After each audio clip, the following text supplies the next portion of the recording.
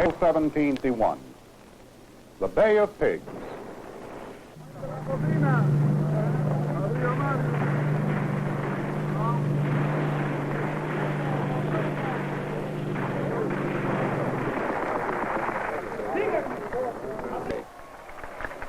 Y tú, campesino, y tú. In the years since he took power, Fidel Castro has become an enemy of the United States. In the eyes of Washington, a threat to United States security in the Caribbean. A plan of action against him is drawn up. March 17, 1960. CIA Chief Allen Dulles is told secretly, organize a Cuban exile force. He is not told how the force is to be used. He is only told, get it ready. In Miami, recruiting for an exile army has begun.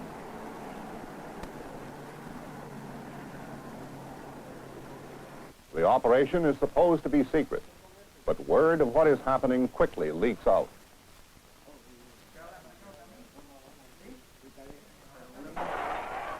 Six weeks after the secret meeting at the White House, Fidel Castro has publicly charged that the United States is training an army to invade Cuba. Meanwhile, in Miami, there are 50 exile groups of every political hue, from former supporters of Batista to former supporters of Castro. They have only one thing in common. They want to overthrow Fidel. The CIA's problem is to find a way to unify them.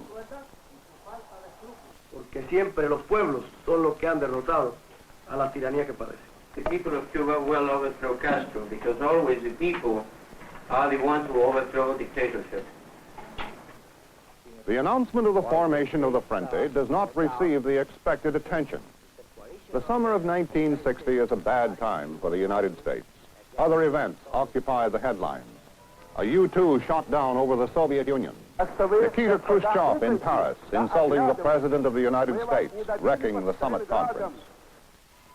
It is at this moment that the Soviet tanker Pekin slips quietly into Havana harbor, carrying a cargo of crude oil that will set off a chain reaction.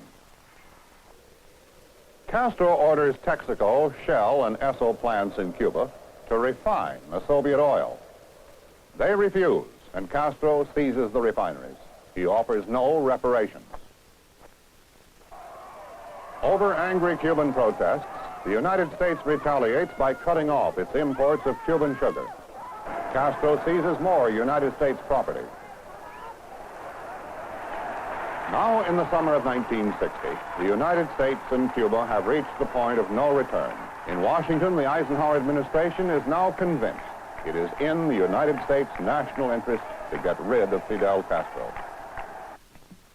At this moment in Guatemala, a Cuban exile army is being created by the CIA. A Cuban exile air force with B-26 bombers. They are the instruments with which the CIA plans to overthrow Fidel Castro. Havana, summer 1960. Fidel Castro admits publicly for the first time there is unrest inside Cuba, counter-revolutionary activity. Among his opponents now is his former Minister of Public Works, Manuel Rai, leader of the MRP. The MRP was highly organized and well extended over the whole country. Our organization reached almost every section of the Cuban life: civic institutions, professional organizations, labor unions, the militia, the army, and we have people inside of Fidel Castro's office. The MRP operates in the cities. It's an underground movement specializing in sabotage.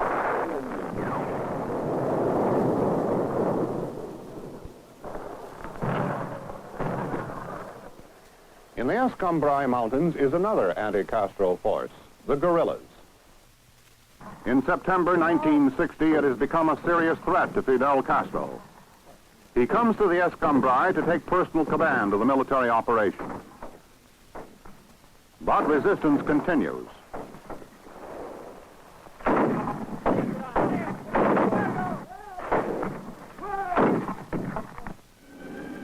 Late in September, Castro leaves the Escambray and comes to New York. He is an uninvited guest. He will attend the UN General Assembly.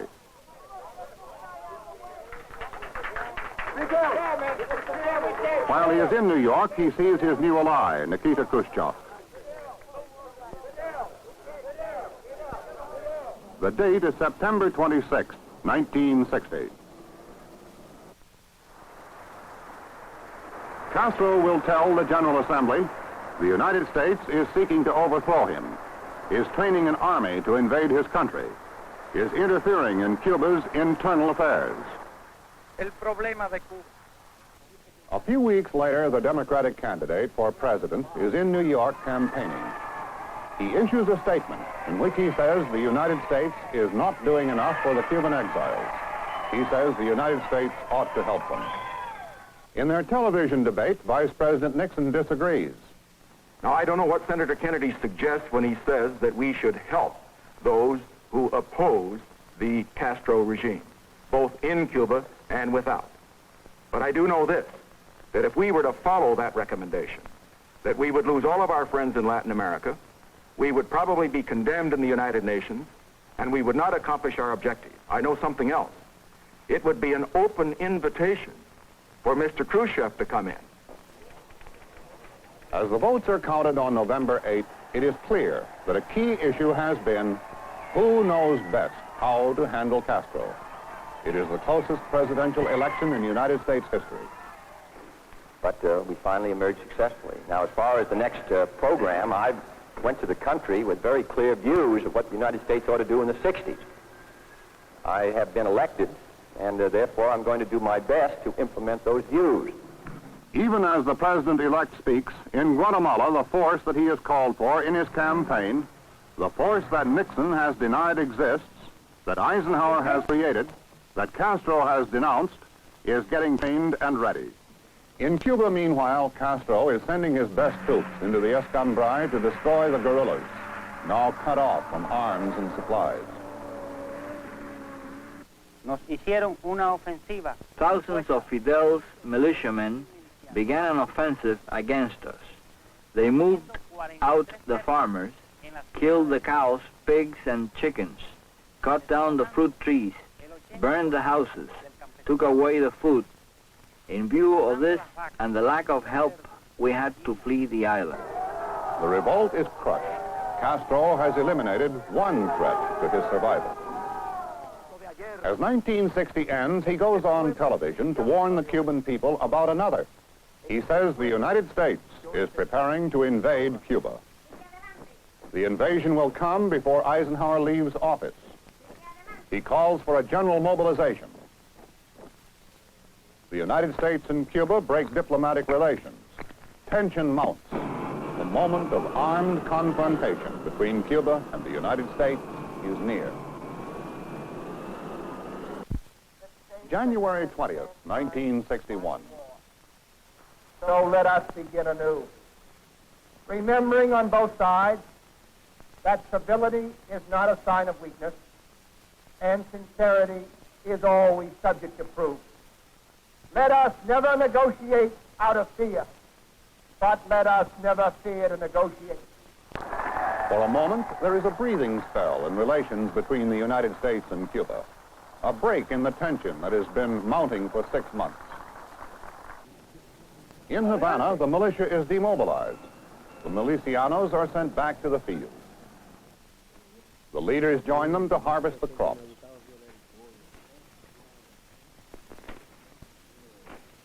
But in Washington, Cuba has not been forgotten. In his campaign, the new president has promised to do something about Cuba. Now he must decide what to do. But his advisors are new and inexperienced. He must rely on the professionals. For military advice, on General Lemnitzer and the Joint Chiefs, on the CIA, which is handling the Cuban problem, political and military aspects, as well as intelligence. CIA Director Allen Dulles briefed the president on the Cuban situation. He told the president the details of the invasion plan known by the code name of Operation Pluto. At that point, the landing was to be made at Trinidad on the Cuban coast 100 miles east of the Bay of Pigs. The United States was to supply air cover. As time went on, both of these parts of the plan were to be changed with the approval, or at least the acquiescence, of the CIA and the Pentagon. But at this point, Dulles simply wanted an okay from the President to continue preparations. He got it. From this date on, Operation Pluto gets top priority from the CIA. The CIA tells the Cuban exiles they must agree on a single leader if they want United States help. The Cubans choose Dr. Jose Miro Cardona. Once Castro's prime minister, Dr. Miro has remained neutral in the power struggle among the exile leaders. Now he comes to New York to become head of the anti-Castro Cubans. At his press conference, Dr. Miro speaks for the first time as president of the new Revolutionary Council. Ayuden a Cuba. Please help Cuba. A la verdadera Cuba. The real Cuba. A la verdadera Cuba, que es la Cuba de José Martí. Now the Cubans are united.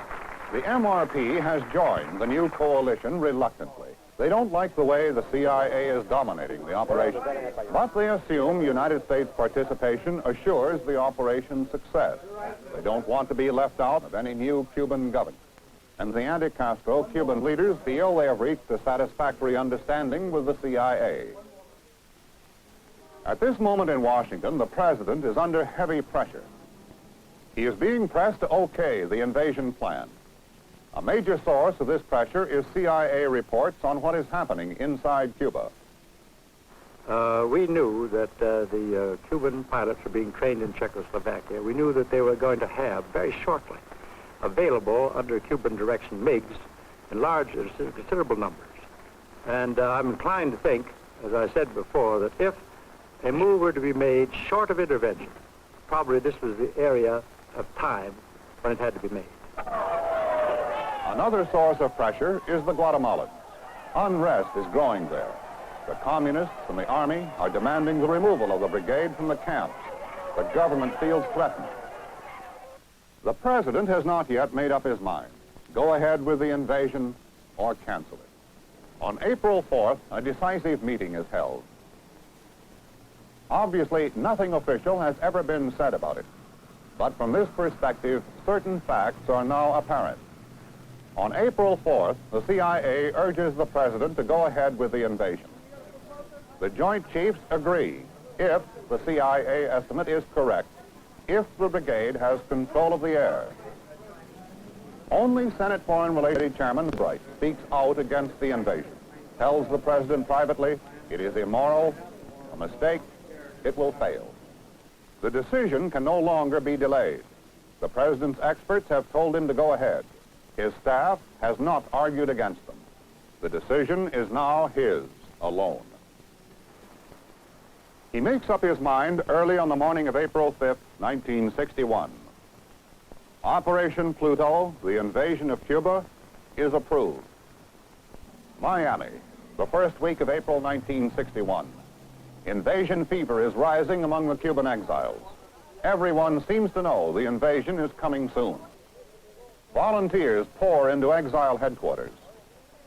The churches are filled. Prayers are said for the men of the brigade. April 10th, in Guatemala, C-46 transports begin to move the 2506 Assault Brigade out of the camps. Destination, Puerto Cabezas, Nicaragua. At this moment, Dr. Miro and the Revolutionary Council are in New York, 2,000 miles away. In their hotel, they don't know what is happening. No one tells them. And behind the scenes, they are still deeply divided over how to defeat Castro. On April 12th, the president holds a press conference. And has a decision been reached on how far this country would be willing to go in helping an anti-Castro uprising or invasion in Cuba are concerned? Well, first I want to say that there will not be, under any conditions, be an intervention in Cuba by United States Armed Forces. And this government will do everything it possibly can, and I think it can meet its responsibilities to make sure that there are no Americans involved in any actions inside Cuba. Preparations for the invasion continue. From Texas, the United States U-2 takes off to photograph Castro airfield.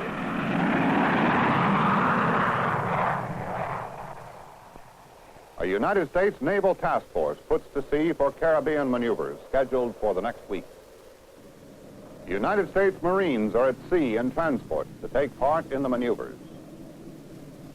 April 13th, at Puerto Cabezas, Nicaragua, the exile invasion fleet is loading. Havana, dawn, Saturday, April 15th. B-26 bombers of the Cuban Exile Air Force attack Castro's airfield.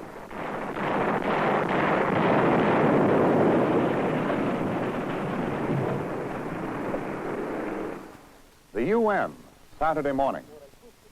Cuban Foreign Minister Raul Roa. I have been instructed by the revolutionary government of Cuba to denounce before this committee the vandalistic aggression carried out today at dawn against the territorial integrity and political independence of Cuba. The responsibility for this act of imperialistic piracy falls squarely on the government of the United States of America. Dr. Roa has made a number of charges that are without any foundation. I reject them categorically, and I should like to make several points quite clear to the committee. Regarding the two aircraft which landed in Florida today, they were piloted by Cuban Air Force pilots. These pilots and certain other crew members have apparently defected from Castro's tyranny. No United States personnel participated. No United States government airplanes of any kind participated. These two planes, to the best of our knowledge, were Castro's own Air Force planes, and according to the pilots, they took off from Castro's own Air Force fields. I have here a picture of one of the planes. It has the markings of the Castro Air Force right on the tail, which everyone can see for himself. One of the planes is at a Miami airfield. It is identified as a B-26 attached to the exiled Cuban brigade. Castro's B-26s have no nose guns. The pilot is identified from a newspaper picture as a member of the brigade. The airstrike he took part in was intended to destroy Castro's Air Force. Two more are planned. Castro has been dealt a serious blow, but his entire Air Force has not been destroyed. The crucial fact is 3 jet trainers are untouched. Official United States propaganda. The airstrike has humiliated the United States before the world. It has humiliated Adlai Stevenson, who did not know that what he told the UN was not the truth. The United States reacts to the world outcry against the bombing. The other 2 airstrikes are postponed. This decision leaves Castro with 3 undamaged jets. These jets will be a key to the failure of the invasion. Sunday, April 15th. The exile leaders do not know the invasion fleet is already at sea. Me esperaron en Nueva York en la escalería del avión. Awaiting me at the steps of the plane that brought me from Miami were 2 people who identified themselves as officials of the American agency. They took me to a private room, and in a short while, the other leaders of the Revolutionary Council arrived. From there, we entered 2 cars and were driven to Philadelphia, where we took an immigration department plane. We arrived at an unoccupied airport somewhere in Florida. At that moment, we didn't know which airport it was. We was taken to a house and an armed guard was placed around. For the next 48 hours, the Cuban exile leaders will be kept under guard in Florida, in this house, while 90 miles away, an invasion is being carried out in their name. Dawn, Monday, April 17th, Bay of Pigs, Cuba. The first units of the brigade reached the beach without opposition. Among them is Humberto Diaz Aguirre of the 2nd Battalion, H Company. This is the way the battle began at Playa Larga. 3 men went forward as an observers to look for militiamen Suddenly, they found two. They said, "Stop." The militiamen answered, "Stop." Then a soldier from the rear yelled, "We are an army of liberation. We came to fight communism." The militiamen answered, "Fatherland of death, long live Fidel Castro," and the shooting began. You are looking at film shot on the invasion beach by German and Cuban cameramen.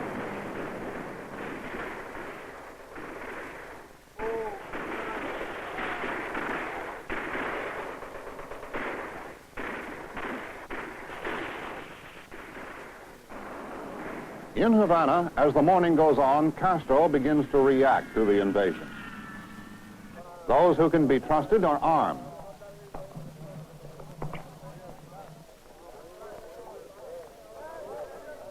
Castro takes personal command. The roads out of Havana are clogged with troops moving up to the invasion beach. But in the first hours, the brigade pushes inland. Castro has not yet been able to bring up his tanks and heavy guns. The first communique of the brigade, issued by a Madison Avenue Public Relations office, reports satisfactory progress. Over the beach are 12 B-26s providing air cover. Shortly after dawn, they are attacked by the 3 Castro jets that survived Saturday's airstrike. 5 of them are shot down.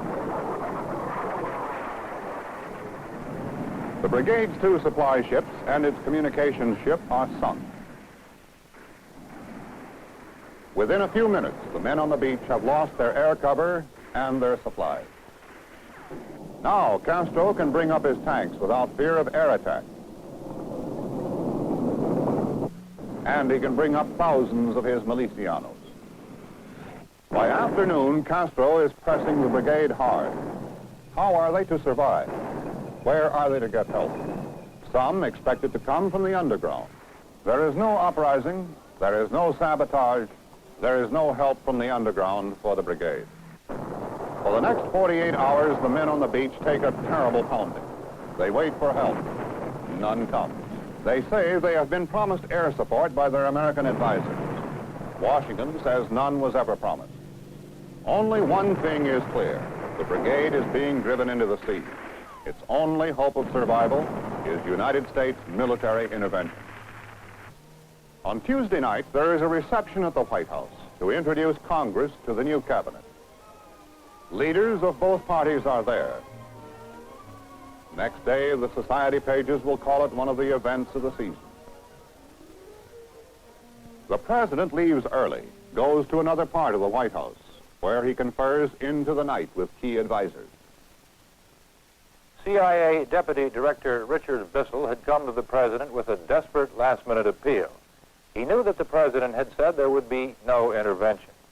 But he now said the brigade was doomed unless the United States intervened, at least with air cover from the Navy task force that was standing off the beach. Admiral Burke, speaking for the Pentagon, favored the intervention. Secretary of State Rusk opposed it. The risk, he said, was too great. If we now openly intervene, we would probably endanger our entire Latin American position, and it would be an invitation to Khrushchev to step in. The president said he would make his decision within the next few hours. At dawn, the president makes his decision.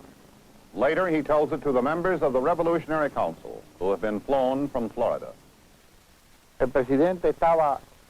President Kennedy was very firm. He repeated 3 times, "Americans shooting Cubans, no, no, no." The president was very upset, and he wanted to explain to us why he had allowed the invasion to take place after he had decided against U.S. military support. He told us that on the day of April 13, he sent a message to the project chief watching the brigade get ready to sail for Cuba.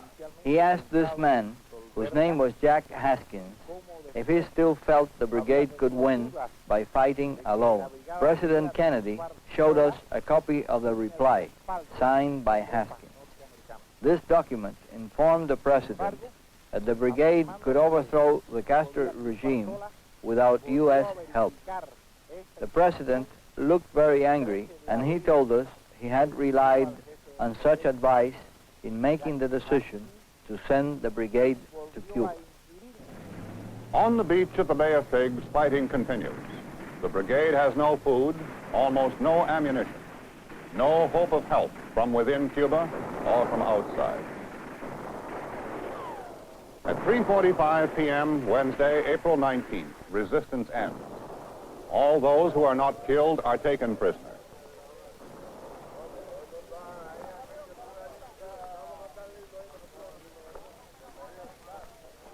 In less than 72 hours, Castro has destroyed the brigade. The American planned, trained, and backed invasion of Cuba is now a total failure.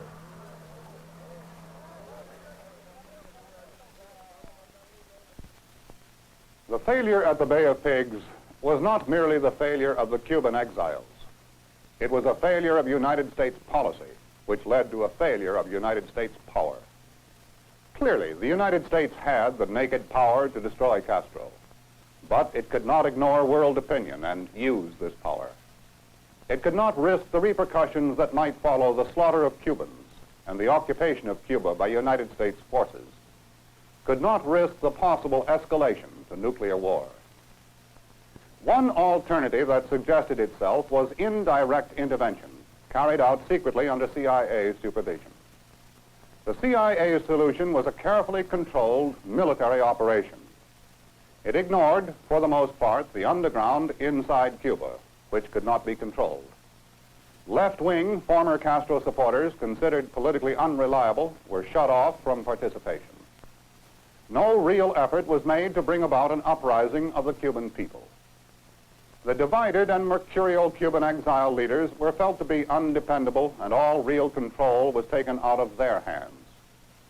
The CIA put its faith in the brigade, small, politically reliable, controlled by United States agents. An attempt was made to use the brigade and the Cubans as an instrument of United States policy. The tactics were reminiscent of the days of United States big stick diplomacy. But Fidel Castro did not collapse at the first sign of opposition, as many Latin American dictators in the past. As a result, the Cuban exile brigade was destroyed on the beach, while the Cuban exile leaders were held in CIA custody, and the United States task force stood by helplessly. This was probably the low point, the worst moment for John F. Kennedy in his 3 years in the White House. As president, he took full responsibility for this failure of United States policy, this misuse of United States power, although the total blame was clearly not his.